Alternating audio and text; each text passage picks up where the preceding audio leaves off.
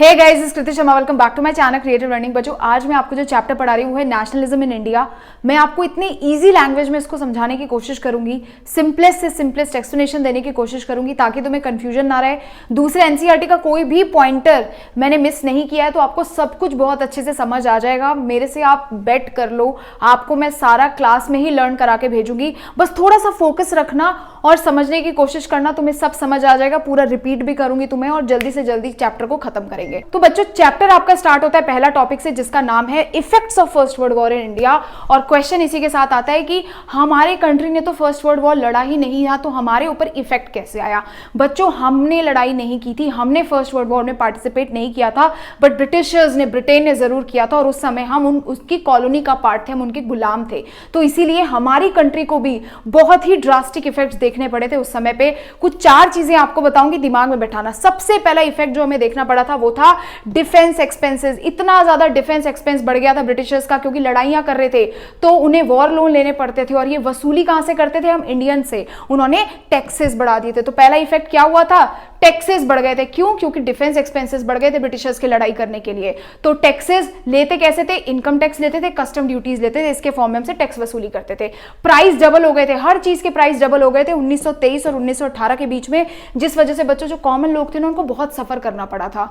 फिर तीसरी चीज ये थी कि हमारे लोगों को, हमारे गांव के लोगों को फोर्स रिक्रूटमेंट करते थे आर्मी में, यानी उनको आर्मी में भर्ती किया जाता था जबरदस्ती। और फोर्थ था एपिडेमिक, इन्फ्लुएंजा एपिडेमिक, यानी कि इन्फ्लुएंजा एपिडेमिक हमारे देश में आया था, जिस वजह से सिचुएशन और खराब हो गई थी। चीजें खराब चली रही थी बट सिचुएशन और खराब हुई। उस समय पे 1921 के सेंसस के अकॉर्डिंग ऑलमोस्ट 12 से 13 मिलियन जो लोग थे, वो उन लोगों की वहां पे डेथ हुई थी। तो 4 कंडीशन है। डिफेंस एक्सपेंस बढ़ने के कारण टैक्सेस भरने पड़े, हमें ज्यादा टैक्सेस देना पड़ा। 1913 से 1918 के बीच में इतना ज्यादा प्राइस बढ़ गया कि लोगों को सफर करना पड़ा, लोगों का फोर्स रिक्रूटमेंट करा आर्मी में। और लास्ट पॉइंट था इन्फ्लुएंजा एपिडेमिक। ये 4 चीजें।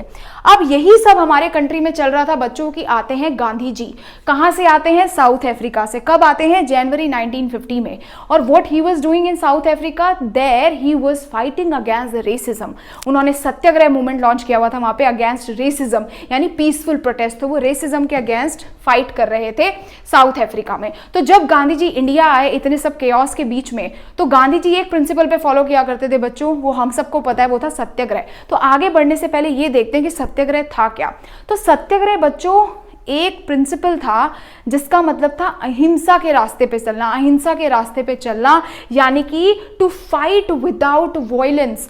वायलेंस यानी नॉन वायलेंट होकर के अपनी चीजों को डिमांड करना, solely on the basis of truth. अगर हम सच्चे हैं तो हम बिना फिजिकल फोर्स के भी अपनी डिमांड्स को फुलफिल कर सकते हैं। विदाउट अग्रेशन, विदाउट रिवेंज हम अपने जस्टिस को मांग सकते हैं बिना किसी फिजिकल फोर्स को अप्लाई किए। तो यही था गांधी जी का प्रिंसिपल। तो जैसे ही गांधी जी इंडिया में आए, इंडिया की कंडीशन देखी, तो गांधी जी ने 3 छोटे लेवल पे सत्याग्रह लॉन्च करे, यानी बिना कोई वायलेंस करे एक सत्याग्रह लॉन्च किए। 3 सत्याग्रह जैसे इंडिया में आए, साउथ अफ्रीका से 3 सत्याग्रह बच्चों लॉन्च करे। पहला जो सत्याग्रह था बच्चों वो 1917 चंपारण बिहार में गांधी जी ने लॉन्च किया।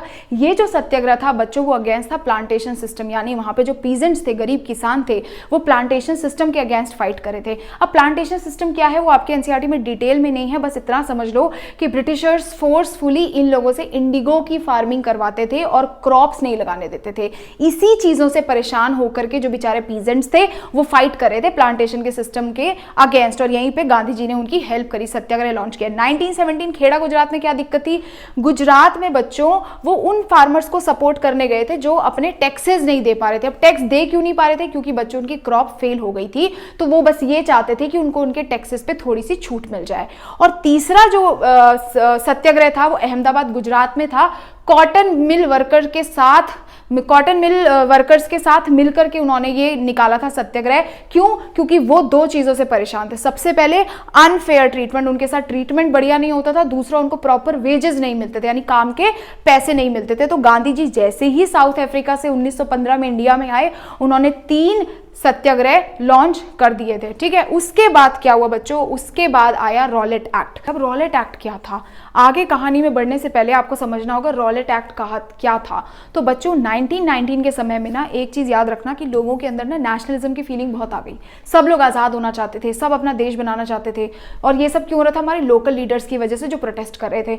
तो ब्रिटिशर्स ने उसी समय पे रॉलेट एक्ट पास किया, जिसको हम ब्लैक लॉ भी कहते हैं। तो Rowlatt act was passed by the imperial legislative council. इसको आप ऐसे समझो कि जो पार्लियामेंट थी, जो रूल्स बनाती थी, उसने पास कर दिया रॉलेट एक्ट 1919 में, जिसको हम ब्लैक लॉ भी कहते हैं। इस लॉ में था क्या बच्चों? इस लॉ का ये मतलब था कि कोई भी लोकल लीडर या कोई भी पर्सन जो नेशनलिज्म की भावना रखता है, अगर वो प्रोटेस्ट करता हुआ दिखा और ब्रिटिशर्स के अगेंस्ट प्रोटेस्ट किया, तो he will be directly sent into jail. उसको जेल में डाल दिया जाएगा for 2 years without any trial, यानी पूछा भी नहीं जाएगा कि वो सही है या गलत है। He will be directly sent to the jail for 2 years without any trial. और ये बहुत ज़्यादा अपोज किया गया था इंडियन मेंबर्स ने, जो उनके गवर्नमेंट में थोड़े बहुत इंडियन मेंबर्स हुआ करते थे, उन्होंने भी अपोज किया, बट ये लॉ फिर भी पास कर दिया गया था। ठीक है, तो समझ आया, रॉलेट एक्ट ब्लैक लॉ था, किसी को भी जेल में डाल देना बिना पूछे, कोई भी ब्रिटिशर्स के अगेंस्ट अगर प्रोटेस्ट करता है तो। और यहीं से गांधी जी ने डिसाइड किया कि वो अपना पहला नेशन वाइड सत्याग्रह निकालेंगे, वो भी किसके अगेंस्ट? रॉलेट एक्ट के अगेंस्ट, क्योंकि वो बहुत ही अनफेयर था, अनजस्ट लॉ था रॉलेट एक्ट की। कोई अपने ही देश में रह करके कुछ नहीं बोल सकता। तो याद रखना, अभी तक बच्चों महात्मा गांधी ने जितने भी सत्याग्रह किए थे वो रीजनल लेवल पे थे। कहीं पे गुजरात में किया, कभी बिहार में किया, बट ये उनका पहला नेशन वाइड सत्याग्रह था जो उन्होंने नेशनल लेवल पे यानी नेशन वाइड लेवल पे किया था।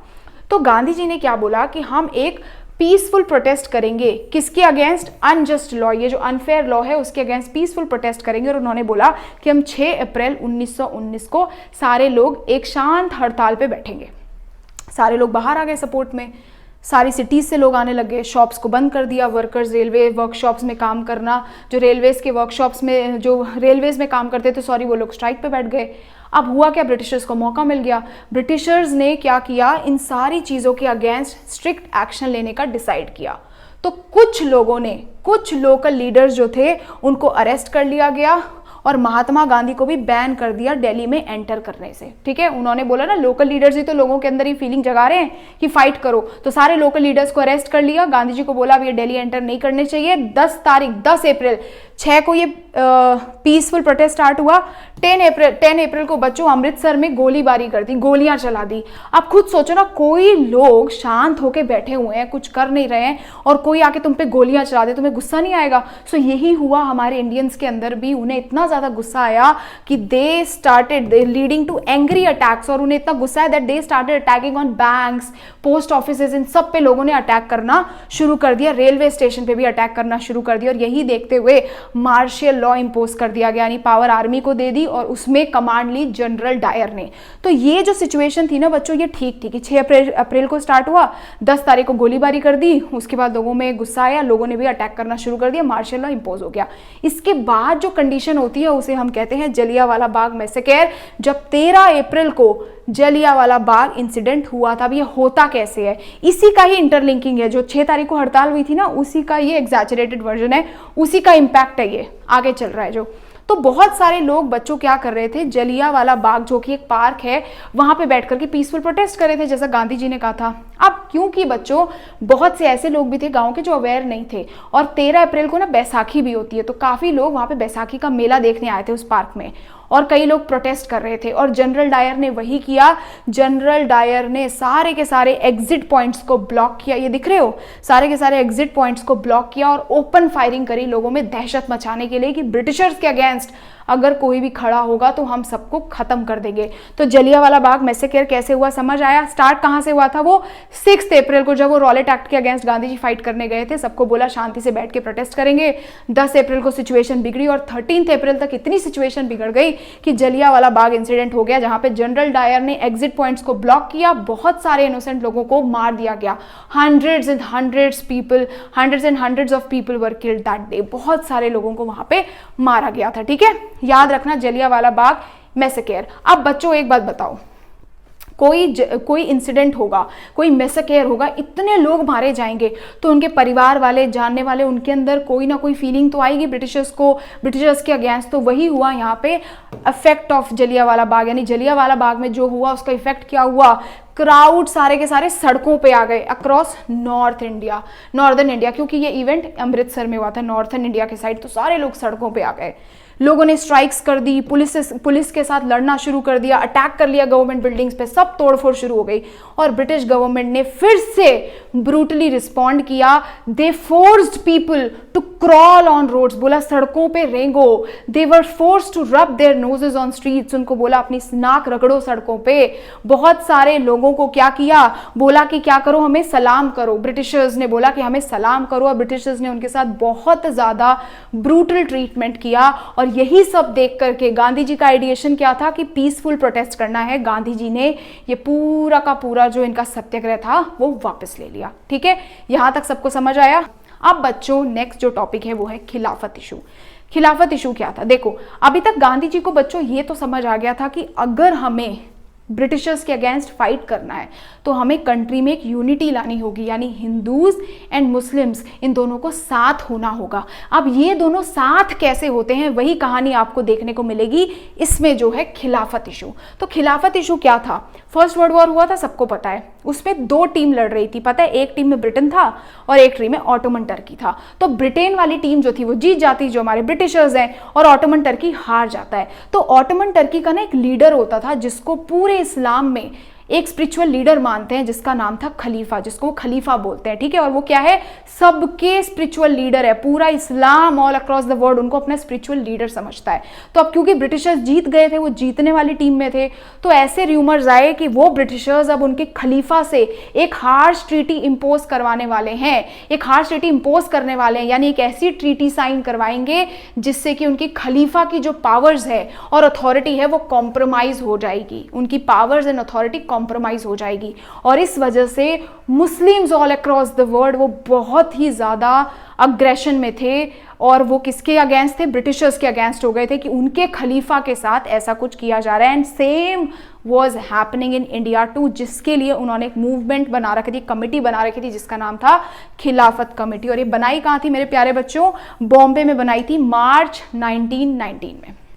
ठीक है, इस मूवमेंट की कमिटी में जो दो लीडर्स थे वो थे मोहम्मद अली एंड शौकत अली, दो बहुत यंग लीडर्स थे। और यहीं से स्टार्ट होती है वो हिंदू मुस्लिम यूनिटी वाली बात, जब वो गांधी जी के साथ डिस्कशंस करना शुरू करते हैं कि कैसे हम मिल करके ब्रिटिशर्स के अगेंस्ट लड़ सकते हैं। अब यहाँ पे दोनों मिलेंगे क्यों, सोचने की बात है। देखो खलीफा जो था जिसके ऊपर ट्रीटी इंपोज करे थे वो कौन थे, ब्रिटिशर्स। तो यानी खलीफा के दुश्मन कौन हुए, ब्रिटिशर्स हुए। दूसरे बच्चों जो हमारे इंडियंस थे वो उनको भी किसने परेशान किया था, ब्रिटिशर्स ने। तो दोनों के जो कॉमन एनिमी थे ना वो ब्रिटिशर्स बन गए थे। तो इसीलिए शौकत अली मोहम्मद अली दोनों बैठे गांधी जी के साथ और बोला कि हम एक वर्ल्ड वाइड मूवमेंट, मतलब नेशन वाइड मूवमेंट लॉन्च करते हैं मिल करके। और गांधी जी ने इसको एक बहुत बड़े चांस की तरह देखा मुस्लिम्स एंड हिंदूज को यूनाइट करने का और एक बड़ा मूवमेंट लॉन्च करने का। इसीलिए उन्होंने ये बात कहाँ पे रखी, कांग्रेस के सेशन में रखी सितंबर 1920 में। और बाकी लोगों को भी क्या किया, बाकी लीडर्स को भी कन्विंस किया कि हम क्या करते हैं, मिल करके एक नॉन कॉर्पोरेशन मूवमेंट लॉन्च करते हैं। आ गया खिलाफत मूवमेंट। खिलाफत मूवमेंट क्यों था, ताकि हिंदूज एंड मुस्लिम्स साथ हो सके। वो कहानी आपको किस में देखने को मिल रही है, खिलाफत इशू में। ऑटोमन हार गया था, ऑटोमन टर्की के जो खलीफा थे उस पर ब्रिटिशर्स इंपोज कर रहे थे, तो वो बहुत परेशान थे सारे। मुस्लिम्स उनके दुश्मन बन गए थे ब्रिटिशर्स, हिंदूज के दुश्मन, इंडियंस के दुश्मन भी ब्रिटिशर्स थे। सारे लोग आपस में मिले और उन्होंने सोचा कि अब हम एक साथ में मूवमेंट निकालेंगे। तो कभी कभी बच्चों क्वेश्चन आ जाता है कि गांधी जी ने खिलाफत इशू क्यों लिया, क्योंकि गांधी जी को एक ऑल इंडिया मूवमेंट लॉन्च करना था जिसमें सारे के सारे लोग हों, सारे लोग मिलकर के पार्टिसिपेट करें। एंड खिलाफत इशू की वजह से गांधी जी एक ऐसा मूवमेंट लॉन्च कर सके जिसमें हिंदूज एंड मुस्लिम्स साथ में थे। आगे समझ में, नेक्स्ट देखते हैं need of non corporation movement, कि नॉन कॉर्पोरेशन मूवमेंट लॉन्च करने की क्या जरूरत थी। तो गांधी जी बच्चों ऐसा मानते थे कि अगर हम जब तक ब्रिटिशर्स के साथ कॉर्पोरेट कर रहे हैं ना, या उनके साथ सहयोग कर रहे हैं, तब तक ही ब्रिटिशर्स हमारे ऊपर रूल कर पा रहे हैं। अगर हम उनसे कॉर्पोरेट करना बंद कर दें तो उनका जो रूल है इट वुड कोलैप्स, कोलैप्स मतलब खत्म हो जाएगा, और स्वराज वुड कम, स्वराज आ जाएगा। तो ये उन्होंने किस में लिखा था? अपनी एक बुक में लिखा था, हिंद स्वराज में। तो क्या बोला था? उनकी फेमस बुक जो थी स्वराज 1909, उन्होंने बोला कि ब्रिटिश रूल सिर्फ हम इंडियंस की वजह से, क्योंकि हम कॉर्पोरेट करते हैं, जिस दिन हम कॉर्पोरेट करना छोड़ देंगे स्वराज वुड मतलब स्वराज वुड कम, एंड उनका जो ब्रिटिश रूल है वो कोलैप्स हो जाएगा। तो इसी वजह से ये मूवमेंट लॉन्च होता है। और क्या होता है? बहुत सारी चीजें होती है। कॉर्पोरेट नहीं करना, तो क्या होता है? सबसे पहले सब लोग अपने टाइटल सरेंडर करते हैं। उस समय ब्रिटिशर्स बहुत सारे टाइटल्स दिया करते थे इंडियंस को, सबने अपने टाइटल्स को सरेंडर कर दिया। सिविल सर्विसेज बॉयकॉट कर दिया, आर्मी बॉयकॉट कर दिया, पुलिस बॉयकॉट कर दिया, किसी ने फॉरेन गुड्स लेना बंद कर दिया, सब ने फॉरेन गुड्स लेना बंद कर दिया। सब अपने जो उनके खुद के डोमेस्टिक गुड्स, जिसको स्वदेशी बोला करते थे, यानी स्वदेशी मतलब स्वयं के देश के, उन सारे चीज़ों को प्रमोट करा, वैसे कपड़े पहने जिससे उनकी नेटिव जो कॉटेज इंडस्ट्री थी वो बढ़ने लग गई। ठीक है। और गांधी जी ने लास्ट में ये बोला कि अगर गवर्नमेंट इसको भी सप्रेस करने की कोशिश करेगी तो हम एक बड़ा मूवमेंट निकालेंगे, जिसको उन्होंने नाम दिया सिविल डिसोबीडियंस मूवमेंट। वो आगे पढ़ोगे। सबसे पहले रॉलेट सत्याग्रह आया, फिर नॉन कॉर्पोरेशन मूवमेंट आया, और लास्ट में आएगा सिविल डिसोबीडियंस मूवमेंट। आगे समझ में? लॉन्च हुआ, सबने टाइटल सरेंडर कर दिए, बॉयकॉट कर दिया सारे स्कूल्स ऑफिसेस को, और उसके बाद सबने स्वदेशी अपना लिया, अपने खुद के देश के बने हुए सामान को लेने लग गए। अब आता है differing strands with in the movement, यानी अलग अलग लोगों ने कैसे, अलग अलग कम्युनिटीज ने कैसे नॉन कॉर्पोरेशन मूवमेंट में पार्टिसिपेट किया। तो बेसिकली यहाँ पे 3 कम्युनिटीज पार्टिसिपेट करती है। जो टाउन्स के लोग होते हैं वो पार्टिसिपेट, उनका कैसा पार्टिसिपेशन था?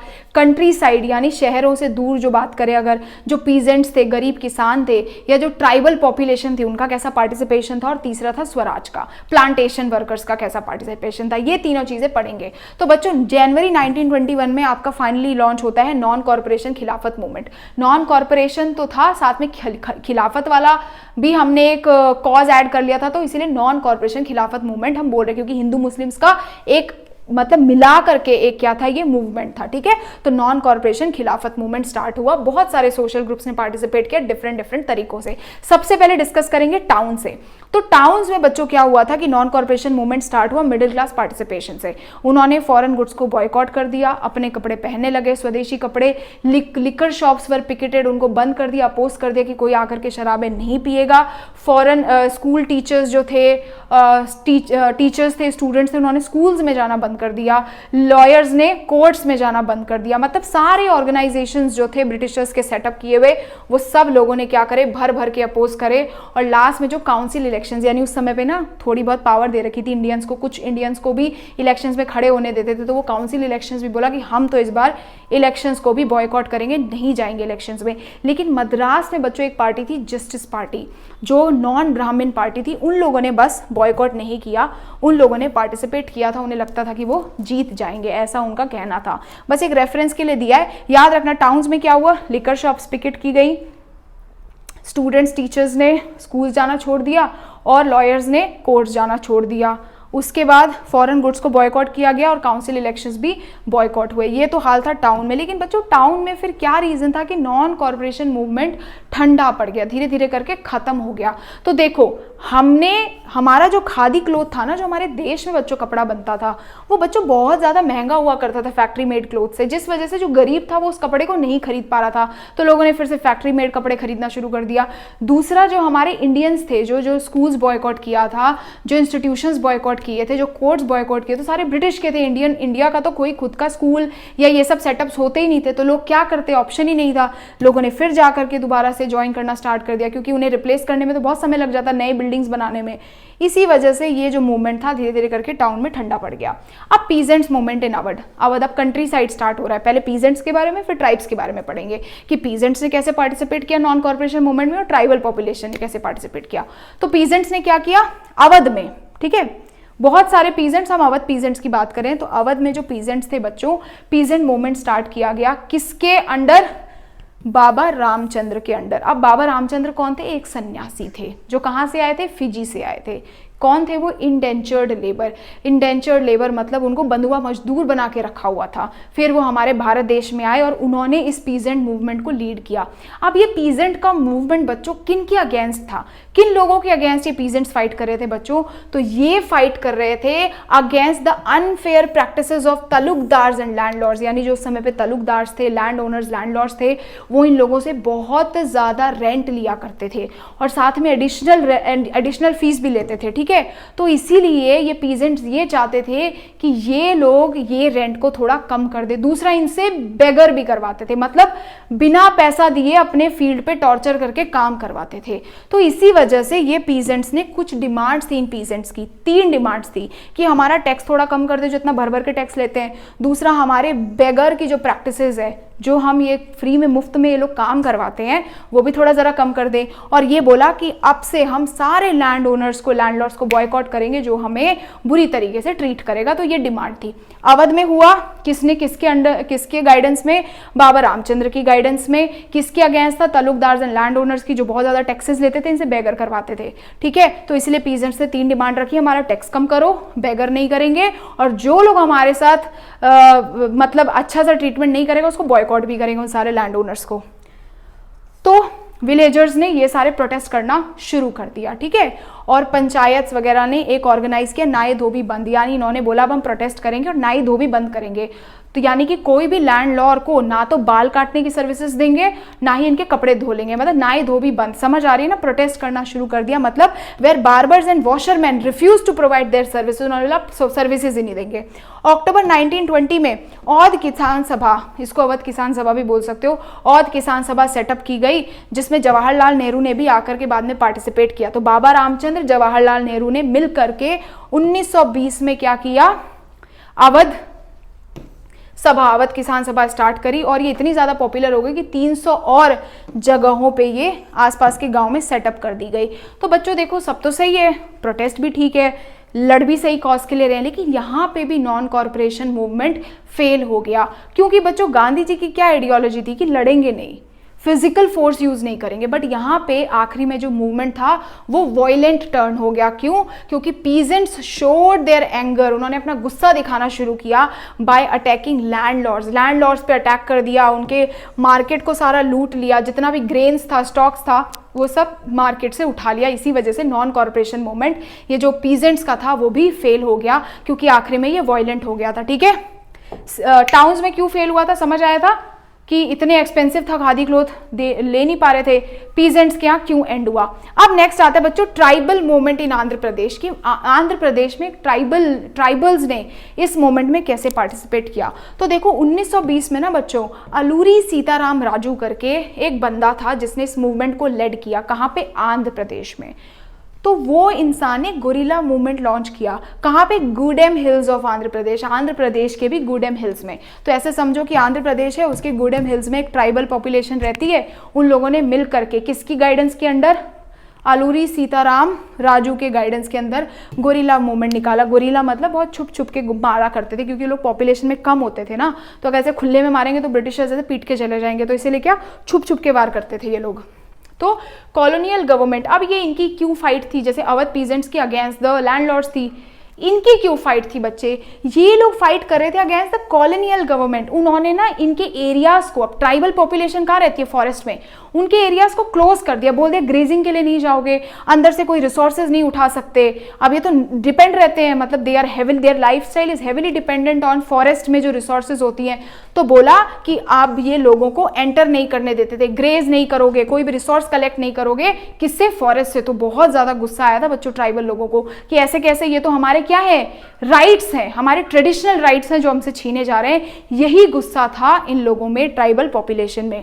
ठीक है, गुडेम हिल्स के जो ट्राइबल्स थे, ये लोग हिल पीपल को जबरदस्ती क्या करवाते थे? बेगर भी करवाते थे, फोर्स करते थे बिल्डिंग्स रोड्स बनाने के लिए बिना पैसे दिए। तो इन्हीं सब की वजह से ये लोग बहुत ज्यादा गुस्सा थे। अब देखो यहाँ पे भी, अभी तक तो सब बात ठीक है, बट यहाँ पे भी बच्चों नॉन कॉर्पोरेशन मूवमेंट फेल हो गया था। क्यों? ये याद है ना, एक बात बताई थी मैंने, अलूरी सीताराम राजू, जिसके अंडर में ये काम चल रहा था। तो अलूरी सीताराम राजू ऐसे बोलता था लोगों को कि मेरे पास तो स्पेशल पावर्स है, मैं तो बुलेट शॉट्स भी ले सकता हूँ, मैं एस्ट्रोलॉजिकल प्रेडिक्शंस कर सकता हूँ। तो इस तरीके से उसने लोगों को मैनिपुलेट करना शुरू किया, जिस वजह से लोग उसको एक डिवाइन फिगर समझने लग गए। ऑल्दो वो बहुत बड़ा बिलीवर था गांधी जी का, उनसे इंस्पायर्ड भी था, लोगों को बोलता भी था कि आप लिकर को ड्रिंकिंग गिव अप कर दो, खादी के कपड़े पहना करो, बट उनका एक थॉट था जो बिल्कुल गांधी जी के साथ नहीं था। उन्होंने लोगों को ये मैनिपुलेट किया, लेकिन अगर तुम्हें आज़ाद होना है तो तुम्हें ब्रिटिशर्स के अगेंस्ट वायलेंस करना होगा, बिना वायलेंस के तुम ये चीज़ अचीव नहीं कर सकते। और यहीं से, क्योंकि people were already influenced by him, क्योंकि वो खुद को परसीव ऐसा करता था लोगों के आगे कि मैं तो ये हूँ, मैं तो इनकारनेशन ऑफ गॉड हूँ, तो इस वजह से बच्चों लोगों ने फिर से वही किया जो नॉन कॉर्पोरेशन मूवमेंट में नहीं करना था, वायलेंस। तो गुडेम हिल्स के लोग जाकर के राजू से इंस्पायर हो गए। राजू ने बोला वायलेंस करना होगा, ऐसे नहीं जीत सकते। पकड़ा इन्होंने, पुलिस स्टेशन पे अटैक कर दिया, ब्रिटिश ऑफिशियल्स पे अटैक कर दिया, और इस ऐसे करते करते हुआ क्या, ब्रिटिशर्स को समझ आ गया कि सबसे पहले जाएंगे राजू को पकड़ेंगे। तो राजू को, जो उनका लीडर था, उसको पकड़ के बच्चों अरेस्ट कर दिया गया, और इसके साथ ये वाला मूवमेंट भी खत्म हो गया। तो शुरू कैसे हुआ था, बहुत सिंपल से कॉज के साथ कि वहाँ के जो ट्राइबल पॉपुलेशन थे उनको जाने नहीं देते थे, ग्रेजिंग नहीं करने देते थे, रिसोर्सेज कलेक्ट नहीं करने देते थे। पर बाद में वायलेंट क्यों हो गया, अलूरी राजू ने अपने आप को ऐसे बताना शुरू किया कि मैं तो क्या हूँ, सारे बुलेट्स ले सकता हूँ, बुलेट शॉट्स ले सकता हूँ, मैं गांधी जी का बहुत बड़ा बिलीवर हूँ। लोगों को मैनिपुलेट किया कि वायलेंस करना पड़ेगा तो ही तुम कर सकते हो, और इसी वजह से ये फेल हो गया। लास्ट था बच्चों प्लांटेशन वर्कर्स। प्लांटेशन वर्कर्स ने नॉन कॉर्पोरेशन मूवमेंट में कैसे पार्टिसिपेट किया। तो प्लांटेशन वर्कर्स के जो थे असम के, उनके लिए बस फ्रीडम का मतलब क्या था कि वो फ्री मूव कर सकें। तो 1859 में ना बच्चों एक इनलैंड इमिग्रेशन एक्ट आया था, जिस वजह से असम के जो वर्कर्स थे, प्लांटेशन वर्कर्स थे, वो फ्रीली मूव नहीं कर पाते थे, वो अपने गार्डन से बाहर नहीं जा पाते थे, बेचारे वहीं पे फंस के रहना पड़ता था। विदाउट परमिशन वो उस लैंड को, उस गार्डन को नहीं छोड़ सकते थे, और वो इसी चीज़ से परेशान थे। और जैसे ही उन्हें पता चला Gandhi ji non corporation movement कर रहे हैं, सारे के सारे प्लांटेशन वर्कर्स बेचारे अपने घर की तरफ भागे, लेकिन वो घर पहुंचे ही नहीं, because they were before they reach home they were caught by the police and were beaten. उन्हें बहुत मारा गया बच्चों, उन्हें पुलिस ने पकड़ा और बहुत उनकी पिटाई लगाई। तो ये था प्लांटेशन वर्कर्स का कंट्रीब्यूशन। अब गांधी जी ने नॉन कॉर्पोरेशन मूवमेंट को वापस क्यों लिया। लिमिटेशंस तुमने हर जगह की देख ली, अब गांधी जी ने बच्चों नॉन कॉर्पोरेशन मूवमेंट को वापस लिया क्यों। 1922 फरवरी में चौरा चौरी एक जगह है गोरखपुर में, तो वहां पे ना लोग बैठे हुए थे, पीसफुल प्रोटेस्ट करे थे, पुलिस आई, पुलिस वालों ने मार दिया। अब सारे के सारे लोग पुलिस वालों के साथ भिड़ गए, पुलिस ऑफिस में, पुलिस स्टेशन पे अटैक कर दिया, और वो बहुत ज़्यादा वायलेंट हो गया था, केओस हो गया था।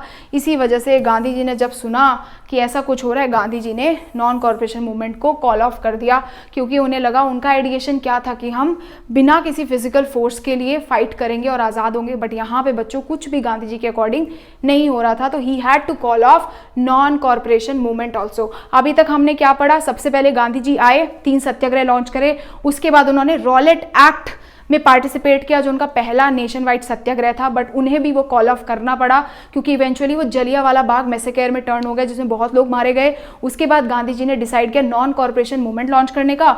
नॉन कॉर्पोरेशन मूवमेंट लॉन्च करने के लिए उन्होंने सोचा उन्हें हिंदूज और मुस्लिम्स को साथ लाना पड़ेगा, और मुस्लिम को साथ लाने का जो सबसे बड़ा रीजन था वो था खिलाफत इशू, जो उस समय ब्रिटिशर्स के अगेंस्ट थे, क्योंकि उनके खलीफा, उनके जो लीडर थे, स्पिरिचुअल लीडर, उनके ऊपर ब्रिटेन एक हार्श ट्रीटी इंपोज करने वाला था, ऐसी खबरें थी। तो इसीलिए दोनों ने मिलकर नॉन कॉर्पोरेशन मूवमेंट निकाला। टाउन्स में था, अलग अलग जगहों पे लोगों ने अलग अलग तरीके से रिएक्ट किया, धीरे धीरे करके हर जगह पे ये लिमिटेशंस हुई, नॉन कॉर्पोरेशन मूवमेंट फेल हुआ, और आखिरी में गांधी जी ने खुद ही नॉन कॉर्पोरेशन मूवमेंट को कॉल ऑफ कर लिया था। अब जो नेक्स्ट टॉपिक है वो है हमारा सिविल डिसोबीडियंस मूवमेंट, की Gandhi ji civil disobedience movement कैसे स्टार्ट करते हैं। अब स्टार्ट होता है बच्चों next topic, that is towards the civil disobedience movement. अब फाइनली गांधी जी जो थे वो सिविल डिसोबीडियंस मूवमेंट लॉन्च करने की तैयारी में लग गए। वो सब कैसे होता है वो हम देखते हैं। तो गांधी जी को बच्चों इतना समझ आ गया था कि कोई भी मूवमेंट अगर हमारे देश में लॉन्च करना है तो हमें सत्याग्रहीज को ट्रेनिंग देनी होगी, क्योंकि हर कोई सत्याग्रहीज ने अपने अपने तरीके से मूवमेंट को देखा, किसी ने फाइट कर लिया, किसी ने वायलेंस कर लिया, तो उन्होंने बोला हमें एक प्रॉपर ट्रेनिंग देनी होगी। तो उस समय जब ये डिस्कशन चल रहा था सिविल डिसोबीडियंस मूवमेंट कैसे लॉन्च करना है, क्या करना है, तो कांग्रेस पार्टी के अंदर बच्चों बहुत सारे लोगों के अलग अलग व्यूज थे। कुछ लोगों ने ये बोला, कुछ कांग्रेस लीडर्स चाहते थे कि वो दोबारा से इलेक्शंस में पार्टिसिपेट करें। याद है जो पहले उन्होंने काउंसिल इलेक्शंस बॉयकॉट कर दिए थे, मैंने क्या बताया था, काउंसिल इलेक्शंस क्या थे, थोड़ा बहुत इंडियंस को भी बोलते थे कि आके तुम भी लड़ लो, लेकिन वो भी बहुत कम लोगों को। इलेक्शंस में पार्टिसिपेट करो, तो उन्होंने उस समय मना कर दिया था। तो अब बोला कि हम दोबारा से हमें इलेक्शंस में लड़ना चाहिए। गवर्नमेंट इंडिया एक्ट 1990, यानी ऐसा एक्ट जिसमें कुछ इंडियंस को इलेक्शंस में लड़ने दिया जाता था।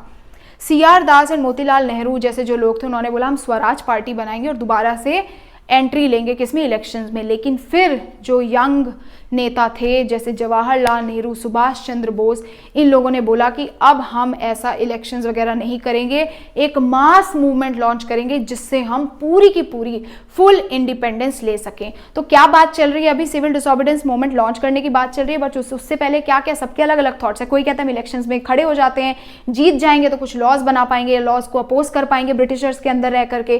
कुछ लोग कहते हैं कि नहीं, अब तो जवाहरलाल नेहरू और सुभाष चंद्र बोस जैसे लोग कहते हैं हम पूरा इंडिपेंडेंस मांगेंगे और इन लोगों को क्या करेंगे, इनके लिए एक मास मूवमेंट लॉन्च करेंगे।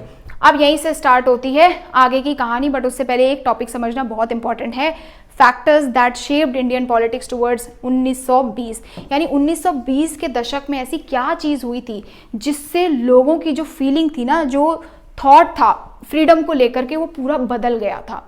जिस तरीके से वो पहले फ्रीडम के बारे में सोच रहे थे ना, वो बच्चों पूरी की पूरी चेंज हो गई थी। दो चीज़ें भी थी।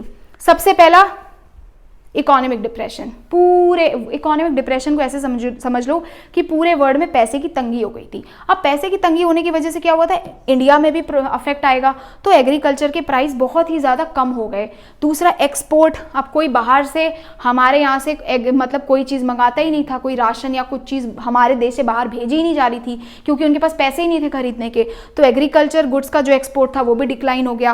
पीजेंट्स को बहुत डिफिकल्ट होता था, उन्होंने अपनी जो खेती करी थी हार्वेस्ट वो बेच ही नहीं पा रहे थे, कोई पैसा ही नहीं था किसी के पास, और इसी वजह से वो रेवेन्यू भी नहीं पे कर पा रहे। तो एक तो था इकोनॉमिक डिप्रेशन।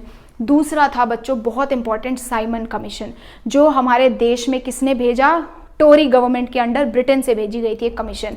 तो ब्रिटेन में उस समय गवर्नमेंट कौन सी थी, टोरी गवर्नमेंट। उस गवर्नमेंट ने हमारे कंट्री में किसको भेजा, साइमन कमीशन को भेजा। क्यों भेजा था, रीजन तो होगा ना कि क्यों भेजा। उन्होंने बोला जाओ इंडिया जाओ और उनके कॉन्स्टिट्यूशन को थोड़ा रिफॉर्म करके आओ, थोड़ा इंप्रूव करके आओ। ये बात सुनने में तो बहुत अच्छी लगती है, लेकिन फिर इसमें दिक्कत क्या थी बच्चों, इसको हम डिटेल करते हैं। दिक्कत ये थी बच्चों की जो साइमन कमीशन थी, सबसे पहले वो इंडिया कब आती है, 1928 में। प्रॉब्लम ये थी, दे ऑल वर ब्रिटिशर्स, यानी all the people in that commission were Britishers and there were not even a single Indian person. कोई भी इंडियन मेंबर था ही नहीं, सारे के सारे कौन थे, ब्रिटिशर्स थे। तो जब साइमन इंडिया पहुंचे, साइमन गो बैक के, they were greeted with Simon go back के स्लोगन से उनको ग्रीट किया गया। और सारे पार्टीज ने, कांग्रेस पार्टी जो हिंदूज की थी और मुस्लिम लीग पार्टी जो मुस्लिम्स की थी, उन्होंने मिल करके बहुत इस चीज़ को प्रोटेस्ट किया और काफ़ी उस समय पे लोगों ने मिल करके इस चीज़ों के ऊपर आवाज़ उठाई। अब ये देख करके हुआ क्या, सारे लोग एक साथ हो रखे हैं, तो इंडियंस का क्या है, सारे लोग इकट्ठे होंगे तब तक ब्रिटिशर्स को डर लगता है। तो इसी समय आए एंट्री में लॉर्ड इरविन, जो उस समय हमारे क्या थे, वॉइस रॉय थे। तो लॉर्ड इरविन ने सिचुएशन को विन करने के लिए, लोग बहुत भड़के हुए थे बच्चों इस बात से कि हमारे कॉन्स्टिट्यूशन के ब्रिटिशर्स भेजेंगे कॉन्स्टिट्यूशन ठीक करने के लिए। तो लॉर्ड इरविन ने क्या किया बच्चों, टू विन देम ओवर, उनको जीतने के लिए, उनको थोड़ा सा शांत करने के लिए उन्होंने ये बोला कि ठीक है, हम तुम्हें क्या करते हैं, डोमिनियन स्टेटस देते हैं। एक बहुत ही फालतू ऑफर दिया कि डोमिनियन स्टेटस ले लो, खुद से अपनी गवर्नमेंट बना लो, खुद से जो करना है कर लो, लेकिन ये हाफ इंडिपेंडेंस है। इसको ऐसे समझो, ऐसा दिमाग में रखना, डोमिनियन स्टेटस मतलब हाफ इंडिपेंडेंस। रहोगे बेटा तुम ब्रिटिश एम्पायर के अंडर में ही, हम ही तुम्हें रूल करेंगे, बट तुम अपना जो तुम्हें खुशी है गवर्नमेंट बनाने में बनाओ अपना कॉन्स्टिट्यूशन। अब यहाँ पे दूसरा उन्होंने ये बोला कि हम एक राउंड टेबल कॉन्फ्रेंस करेंगे, तो हमारे राउंड टेबल कॉन्फ्रेंस पे आओ और अपने कॉन्स्टिट्यूशन को आगे फर्दर डिस्कस करो। क्यों, केवल उनको झुटलाने के लिए, ऐसी थोड़ी बातें बताने के लिए, ताकि वो थोड़े शांत हो जाएं। So what two offers were given by Lord Irwin that time just to win over the people of India. First a dominion status and second was to appear in the round table conference, ताकि वो future constitution decide कर सके। लेकिन दिसंबर 1929 में जवाहरलाल नेहरू की presidency के under जब Lahore Congress session हुआ, तो उन्होंने बोला कि अब ये सब कुछ नहीं, अब हम पूर्ण स्वराज डिमांड करेंगे, यानी कि फुल इंडिपेंडेंस डिमांड करेंगे हमारे भारत देश के लिए। और ऐसा भी डिक्लेयर किया गया, यानी ये कब हो रही है मीटिंग, दिसंबर 1929 में, और बोला कि अगले एक महीने में, यानी 26 जनवरी 1930 को हम अपना पहला इंडिपेंडेंस डे मनाएंगे। बट ये बच्चों पॉसिबल हो नहीं पाया, लोगों ने इस चीज़ पे इतना इंटरेस्ट दिखाया नहीं, तो ये चीज़ फुलफिल नहीं हो पाई। आगे समझ में, आगे देखते हैं। अब यहीं से स्टार्ट होता है हमारा सिविल डिसोबीडियंस मूवमेंट। अब इस सिविल डिसोबीडियंस मूवमेंट को स्टार्ट करने के लिए गांधी जी को एक मोटिवेशन चाहिए थी, यानी एक ऐसा सिंबल चाहिए था जो सबको आपस में यूनाइट कर सके। तो आगे बढ़ने से पहले मैंने वो लिखा है कि वो सिंबल था सॉल्ट। तो गांधी जी ने सिविल डिसोबीडियंस मूवमेंट फाइट करने के लिए जो चीज सेलेक्ट की थी वो था salt, because he was the powerful symbol. वो एक पावरफुल सिंबल था जो पूरे देश को यूनाइट कर सके, क्योंकि नमक एक ऐसी चीज थी, it was consumed by all people, rich और पुअर, गरीब है अमीर है, सब नमक खाते हैं। और दूसरा टैक्सेस, उस समय पे था क्या कि जो सॉल्ट था ना बच्चों, उस पर टैक्सेस लगाती थी गवर्नमेंट, यानी कि इंडियंस तो सॉल्ट बना नहीं सकते थे, बनाएंगे कौन, ब्रिटिशर्स बनाएंगे, हमारे ही देश में रह के खुद से नमक बनाएंगे और हमसे ही टैक्स लेंगे। तो ऐसा चलता था, तो they had this monopoly that time. So Britishers क्या करते थे, सॉल्ट पे टैक्स लगाते थे। तो गांधी जी ने सॉल्ट को चूज किया और उसके बाद स्टार्ट किया civil disobedience movement, salt march. 1930 में गांधी जी ने लॉर्ड इरविन को 11 डिमांड्स लिखी, बोला ये 11 डिमांड्स हैं, जिसमें से एक डिमांड है सॉल्ट लॉ को ब्रेक करना, यानी जो सॉल्ट टैक्स है उसको क्या करना, रिमूव करना। गांधी जी ने बोला आपके पास समय है मार्च 11 तक, आपने जो मैं 11 चीज़ें आपको रिक्वेस्ट करी हैं, अल्टीमेटम ही भेजा था, चेतावनी भेजी थी सीधा कि ये 11 चीज़ें मेरी पूरी कर दो 11 मार्च तक, नहीं तो 12 मार्च में मैं सिविल डिसोबीडियंस मूवमेंट स्टार्ट कर दूंगा। लॉर्ड इरविन ने मजाक में ले लिया, उसने ये चीज़ें नहीं सुनी।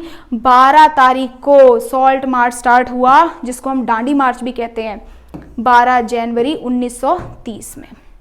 गांधी जी ने 240 माइल्स चले, साबरमती आश्रम से दांडी में 24 दिन में 240 माइल्स चले थे वो। 6 अप्रैल 1930 में गांधी जी ने सॉल्ट लॉ ब्रेक किया, खुद से बना करके, ठीक है, खुद से नमक बनाया और उस सॉल्ट लॉ को ब्रेक किया। उसके बाद इस एक्ट की वजह से सिविल डिसोबीडियंस मूवमेंट स्टार्ट हुआ, और यही जो उनका मूवमेंट था लॉ को ब्रेक करना, ये था सिविल डिसोबीडियंस मूवमेंट। और इससे एक चीज समझना, नॉन कॉर्पोरेशन और सिविल डिसोबीडियंस के बीच में डिफरेंस क्या था। नॉन कॉर्पोरेशन मूवमेंट मतलब कॉर्पोरेट नहीं करना, सिविल डिसोबीडियंस यानी कॉर्पोरेट भी नहीं करेंगे और इनके जो फालतू के लॉज है उनको ब्रेक भी करेंगे। तो यहाँ पे क्योंकि लॉ ब्रेक हो गया था, तो ये था आपका सिविल डिसोबीडियंस मूवमेंट। और गांधी जी ने 78 फॉलोअर्स के साथ ये शुरू किया था, but with time thousands of लोगों ने उनको ज्वाइन किया था। ठीक है, नेक्स्ट देखते हैं बच्चों, जैसे मूवमेंट फैला फिर से वही चीजें होने लगी, लोगों ने फॉरेन गुड्स को बॉयकॉट करना शुरू कर दिया, लिक्विड शॉप्स को पिकेट किया, पीजेंट्स ने रिफ्यूज कर दिया क्या, रेवेन्यू देने से, चौकीदारी टैक्स देने से मना कर दिया। ठीक है, विलेज ऑफिशियल्स उन्होंने रिजाइन कर दिया, बहुत से लोगों में फॉरेस्ट के लॉज वायलेट करने शुरू कर दिए। फिर से ब्रिटिश गवर्नमेंट ने क्या किया, सारे कांग्रेस लीडर्स को एक एक करके अरेस्ट करना शुरू कर दिया, क्योंकि यही ये सारे प्रोटेस्ट में मेन रोल प्ले कर रहे थे। सबसे पहले उन्होंने अरेस्ट किया अप्रैल 1930 में अब्दुल गफार खां। अब पूरे जगह बेटा मूवमेंट चल रहा था उस समय, तो पेशावर जो था वो भी इंडिया का पार्ट था, है ना। तो पेशावर में ये जो मूवमेंट था ये कौन लीड कर रहा था, अब्दुल गफर खां, जिसको हम फ्रंटियर गांधी भी बोलते हैं, यानी इनका भी गांधी जी जैसा इन्फ्लुएंस था लोगों में। तो ये काम पेशावर में कर रहे थे। तो सबसे पहले उठा करके पेशावर में जैसे ही अब्दुल गफार खान को जेल में डाला, लोग सारे के सारे सड़कों पे उतर आए, स्ट्रीट पे प्रोटेस्ट करने लग गए। ठीक है, और मई 1930 में महात्मा गांधी जी को भी अरेस्ट कर दिया। अब देखो सिविल डिसोबीडियंस मूवमेंट में भी क्या हो रहा है, धीरे धीरे धीरे धीरे करके तुम देख रहे हो परिस्थिति किसकी तरफ जा रही है, वायलेंस की तरफ। अब why did Gandhi ji call the civil disobedience movement, क्यों कॉल ऑफ करना पड़ा, तो बच्चों जैसे ही प्रोटेस्टर्स सड़क पे आने लग गए, सारे प्रोटेस्टर्स को ब्रिटिशर्स ने पकड़ा और 1 लाख लोगों को अरेस्ट कर दिया। गांधी जी को मूवमेंट कॉल ऑफ करना पड़ा ये वायलेंस देख करके, और उन्होंने एक पैक्ट साइन किया इरविन के साथ, यानी वॉइसरॉय के साथ, जिसको हम बोलते हैं गांधी इरविन पैक्ट, मार्च 5 को 1931 में। इस पैक्ट में क्या था, इरविन ने ये बोला कि तुम मेरे साथ राउंड टेबल कॉन्फ्रेंस चलो लंदन, बदले में मैं तुम्हारे सारे के सारे इन लीडर्स को क्या कर दूंगा, जेल से बाहर कर दूंगा। ठीक है, और जब गांधी जी वहां से वापस आए दिसंबर 1931 में इंडिया वापस आए, तो पहली बात तो जब वो कॉन्फ्रेंस में गए उनको कोई तवज्जो दिया ही नहीं गया। जब वो इंडिया वापस आए उनको पता चला मेरे साथ तो इन्होंने क्या किया है, एक गेम प्ले किया है, मतलब एक चालाकी दिखाई है। गांधी जी को बाहर लेके जाना चाहते थे कंट्री से, वहाँ पे जो कांग्रेस थी उसको बैन कर दिया गया था, और जो लीडर्स थे जवाहरलाल नेहरू, अब्दुल गफार खां, वो अभी भी जेल में थे, यानी उनको रिलीज नहीं किया था। ठीक है, और इसी वजह से उन्होंने दोबारा से ये मूवमेंट स्टार्ट किया, बट इस बार बच्चों मूवमेंट स्पीड नहीं पकड़ पाया। अब आता है यहाँ पे कि participation in civil disobedience movement, जैसे नॉन कॉर्पोरेशन मूवमेंट में लोगों ने पार्टिसिपेट किया था ना बच्चों, वैसे सिविल डिसोबीडियंस मूवमेंट में भी बहुत से अलग अलग लोगों ने पार्टिसिपेट किया था। ठीक है, तो रिच पीजेंट्स ने कैसे पार्टिसिपेट किया, तो वो कमर्शियल क्रॉप्स उगाया करते थे, जो अमीर लोग थे वो कमर्शियल क्रॉप्स उगाते थे, क्रॉप बनाते थे, बेचते थे। बहुत ज़्यादा इकोनॉमिक डिप्रेशन की वजह से उनको भी काफ़ी ज़्यादा लॉस हुआ। डिप्रेशन की वजह से एग्रीकल्चरल गुड्स इतने ज़्यादा उनके प्राइस गिर गए कि उनकी इनकम बिल्कुल ही ज़ीरो हो गई। वो गवर्नमेंट के रेवेन्यूज़ यानी टैक्सेस को नहीं दे पाए। इसी वजह से उन्होंने सिविल डिसोबीडियंस मूवमेंट में बहुत ज़्यादा पार्टिसिपेट किया, क्योंकि वो चाहते थे कि जो हाई रेवेन्यू है वो क्या हो जाए, थोड़ा सा क्या हो जाए, कम हो जाए, हाई रेवेन्यू को कम कर दिया जाए। बट जब वो देखते हैं कि सिविल डिसोबीडियंस मूवमेंट तो फेल हो गया, तो वो बहुत ज़्यादा अपसेट होते हैं। तो रिच पीजेंट्स क्यों पार्टिसिपेट करते हैं? क्योंकि बच्चों वो कमर्शियल क्रॉप्स बनाते थे, इकोनॉमिक डिप्रेशन की वजह से बहुत ज़्यादा चीज़ें डाउन हो गई थी, पैसा नहीं था उनके पास, उनके रेवेन्यूज़ कम हो गए थे, इनकम कम हो गई थी, तो सरकार के टैक्सेस नहीं दे पा रहे थे। उन्हें लगा था सिविल डिसोबीडियंस मूवमेंट ज्वाइन करेंगे तो शायद हमारे टैक्सेस थोड़े कम हो जाएं, बट ऐसा हुआ नहीं, क्योंकि civil disobedience movement Gandhi ji ने 1931 में क्या कर लिया था बच्चों, कॉल ऑफ कर लिया था। ठीक है, ओके जब पढ़ाने बैठो तभी सबके कॉल आते हैं। पुअर पीजेंट्स, अब जो छोटे छोटे पीजेंट्स थे ना, जो छोटे किसान थे बच्चों, वो लैंडलॉर्ड्स की लैंड पे क्या किया करते थे, काम करते थे। उनका खुद का खेत तो होता नहीं था और उनसे बदले में उनको पैसे देते थे। तो हुआ क्या, इकोनॉमिक डिप्रेशन की वजह से सबको इफेक्ट आया, तो गरीब किसानों को भी आया कि वो क्या नहीं कर पाए, रेंट नहीं दे पाए। अब वो ये पैसा देंगे कैसे, जो इनका रेंट है ये ओनर्स को दे ही नहीं पाए, लैंड ओनर्स को, क्योंकि इनके पास बेचारों के पास पैसे ही नहीं थे। इस वजह से इन्होंने डिमांड किया कि लैंड ओनर्स क्या कर दे, इनके अनपेड रेंट को कैंसिल आउट कर दे, क्योंकि इकोनॉमिक डिप्रेशन हो गया है। बट कांग्रेस ने ज़्यादा भाव नहीं दिया इन लोगों को। क्यों? क्योंकि कांग्रेस अपनी लैंड ओनर्स के साथ, इन लोगों के साथ बिगाड़ना नहीं चाहती थी। ठीक है, ये रहा पुअर पीजेंट्स का। तीसरा था बिजनेस क्लास। अब बिजनेस क्लास ने भी बच्चों पार्टिसिपेट किया। क्यों? क्योंकि बिजनेस क्लास ने एक चीज़ से परेशान थी, ब्रिटिशर्स ने ना नाजायज टैक्सेस लगा रखे थे, रिस्ट्रिक्शंस लगा रखे थे बिजनेस पे। बिजनेस करने में दुनिया जहान के रिस्ट्रिक्शंस थे, जिस वजह से इंडियन बिजनेसमैन को बहुत प्रॉब्लम होती थी। दूसरा क्या था कि फॉरेन गुड से बहुत ज़्यादा चीज़ें इंपोर्ट होती थी, यानी बाहर देशों से सस्ता सामान आता था। तो इंडिया के जो बिजनेसमैन थे उनको काफ़ी प्रॉब्लम होती थी, क्योंकि वो उनको टफ कॉम्पिटिशन देता था। बाहर से सामान सस्ता आ रहा है, बिजनेसमैन जो हमारे इंडिया के थे वो क्या होते थे, उनको बहुत सारी चीज़ों से प्रॉब्लम फेस करनी पड़ती थी। सस्ता सामान आता था तो उनका सामान बिकता नहीं था। तो इसीलिए दो फेडरेशंस बनाई गई उस समय पे। पहला था Indian industrial and common Congress 1920 में बनाई। दूसरा था federations of Indian chamber of commerce and industries, जिसको हम फिक्की भी कहते हैं, जो अभी भी है। ये दो फेडरेशंस बनाई और इस मूवमेंट को लीड किसने किया? बहुत बड़े बड़े बिजनेसमैन उस समय के, परशोत्तम दास ठाकुर दास और जीडी बिरला, उन्होंने इस मूवमेंट को लीड किया। उन्होंने कोई भी बाहर से आया हुआ सामान खरीदना भी बंद कर दिया और बेचना भी बंद कर दिया, और इसी तरीके से उन्होंने सिविल डिसोबीडियंस मूवमेंट में फाइनेंशियली भी सपोर्ट किया। ठीक है, नेक्स्ट आता है आपका industrial working class. Industrial working class जो थी हमारी, इंडस्ट्रियल वर्किंग, नेक्स्ट आता है बच्चों इंडस्ट्रियल वर्किंग क्लास। इन्होंने ज़्यादा पार्टिसिपेट नहीं किया, केवल नागपुर रीजन के कुछ लोगों ने पार्टिसिपेट किया। ये मूवमेंट बहुत ज़्यादा ये मूवमेंट करे थे लो वेजेस के अगेंस्ट और पुअर कंडीशंस के अगेंस्ट, बट अगेन कांग्रेस ने सपोर्ट नहीं किया, क्योंकि वो इंडस्ट्रियलिस्ट के साथ बिगाड़ना नहीं चाहती थी। अभी देखा ना कि इंडस्ट्रियलिस्ट उनको पैसा दे रहे थे, तो अगर वो पुअर पीजेंट्स की डिमांड को फुलफिल करने लग जाती तो इंडस्ट्रियलिस्ट नाराज़ हो जाते।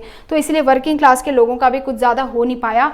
और आखिरी पार्टिसिपेशन ऑफ विमेन। विमेन ने भी बच्चों बढ़ चढ़ के पार्टिसिपेट किया। दांडी मार्च में बहुत सारी विमेन बाहर आती थी, गांधी जी को सुनती थी। काफ़ी ज़्यादा विमेन जो थी वो जेल में भी गई, बहुत एक्टिवली पार्टिसिपेट किया। सॉल्ट मार्च मैन्युफैक्चरिंग में भी पार्टिसिपेट किया। जब गांधी जी ने सॉल्ट बनाया था ना, तभी भी वो लोग वहाँ पे थे। तो जब सिविल डिसोबीडियंस मूवमेंट में इतने लोगों ने पार्टिसिपेट किया, तो क्या ये सक्सेसफुल था? नहीं बच्चों, कुछ लिमिटेशंस थी। लिमिटेशंस क्या थी कि सारी कम्युनिटीज़ ने पार्टिसिपेट नहीं किया था। दो कम्युनिटीज़ थी जिन्होंने नहीं पार्टिसिपेट किया। पहले थे दलित्स, दूसरे थे मुस्लिम। इन्होंने पार्टिसिपेट क्यों नहीं किया? जो दलित थे ना बच्चों, उन्होंने मूवमेंट में ज़्यादा पार्टिसिपेट नहीं किया, क्योंकि कांग्रेस कभी भी हाई क्लास हिंदूज सनातनीज के साथ बिगाड़ना नहीं चाहती थी। इसीलिए इन्होंने दलित्स, यानी यार उस समय डिस्क्रिमिनेशन होता था ना, कास्ट डिस्क्रिमिनेशन, छुआछूत चलती थी, तो इस वजह से ये दलित्स बहुत ज़्यादा सेक्लूडेड फील करते थे। बट गांधी जी ने दलित्स को पूरा सपोर्ट किया। गांधी जी दलित्स को सपोर्ट करते थे, उनके राइट्स के लिए लड़ते थे। टेम्पल्स हो गया, वेल्स हो गया, रोड्स हो गया, हर जगह गांधी जी इन लोगों को क्या करते थे? इन लोगों को राइट्स दिलाना चाहते थे। इवन अपर क्लास हिंदूज को भी मोटिवेट करते थे कि उनको वो फेयरली ट्रीट करें। Gandhi ji use to clean toilets also, ताकि उनके वर्क को वो डिग्निफाई कर सके कि ये काम छोटा नहीं है। और इसी वजह से बहुत ज़्यादा दलित्स का पार्टिसिपेशन नहीं हुआ। अब दलित जब धीरे धीरे करके सेक्लूड होना शुरू हो गए, तो उन्होंने क्या बना दिया? एक ऑर्गेनाइजेशंस बना दी, और वो धीरे धीरे करके डिमांड करने लग गए कि हमें तो सेपरेट इलेक्टोरेट दे दो। सेपरेट इलेक्टोरेट का मतलब मेरे बच्चों, स्पेशल इलेक्शन कंडक्ट करेंगे हम, अपने जनरल इलेक्शन से डिफरेंट इलेक्शंस कंडक्ट करेंगे। हमारी अलग कम्युनिटी जिसमें दलित सी वोट डाल रहे हैं, दलित सी लीडर्स बन रहे हैं। बट अंबेडकर ने भी फिर ये बात अंबेडकर तक भी पहुंची। अंबेडकर तो क्योंकि खुद ही इन लोगों को बहुत सपोर्ट करते थे, उन्होंने क्या बना दिया, डिप्रेस्ड क्लास एसोसिएशन बना दिया 1930 में, और सेपरेट इलेक्टोरेट की डिमांड को और ज़्यादा बढ़ा चढ़ा करके आगे लेके आए कि हाँ भाई बात तो सही है, सेपरेट इलेक्टोरेट होना चाहिए। ब्रिटिशर्स के पास लेकर के गए ये चीज़, ब्रिटिशर्स ने तुरंत हाँ बोल दी, क्योंकि ब्रिटिशर्स तो चाहते ही थे फूट डलवाएंगे फिर राज करेंगे।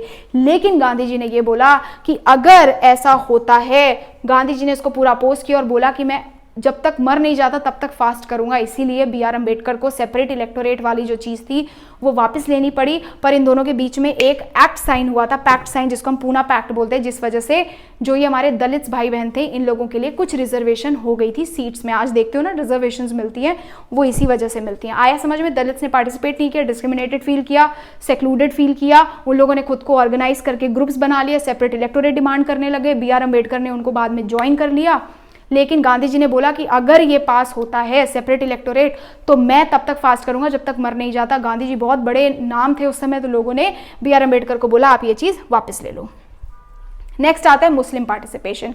मुस्लिम्स ने भी बहुत ज़्यादा पार्टिसिपेट नहीं किया बच्चों। क्यों? क्योंकि मुस्लिम्स भी जब नॉन कॉर्पोरेशन मूवमेंट खत्म हुआ तो मुस्लिम्स भी बहुत सेक्लूडेड फील करने लग गए। उसके बाद इन दोनों के बीच में आपस में काफ़ी रॉयट्स भी आने लग गए थे, काफ़ी लड़ाइयाँ हो गई, टेंशन्स बढ़ गई। ठीक है, हिंदू नेशनलिस्ट ग्रुप जो थे वो आपस में भिड़ने लग गए। मुस्लिम्स और हिंदूज़ के बीच में ये लगा लो कि काफ़ी ज़्यादा टेंशन्स होने लग गई थी। कांग्रेस भी ज़्यादा हिंदूज़ को थोड़ा सपोर्ट किया करती थी, तो इसलिए मुस्लिम्स ने भी पार्टिसिपेट नहीं किया। बट ऐसा तो नहीं है कि पार्टिसिपेट नहीं किया तो उनको जोड़ने की कोशिश नहीं करी गई।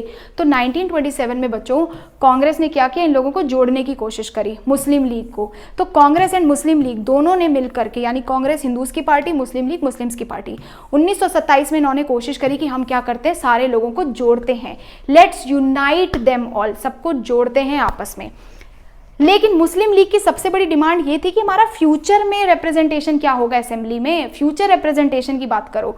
तब यहाँ पे बच्चों क्या हुआ, जो मुस्लिम लीग थे, हेड थे, क्या थे, मोहम्मद अली जिन्ना, इन्होंने बोला हमें भी सेपरेट इलेक्टोरेट दो, हम भी अलग से इलेक्टोरेट चाहते हैं।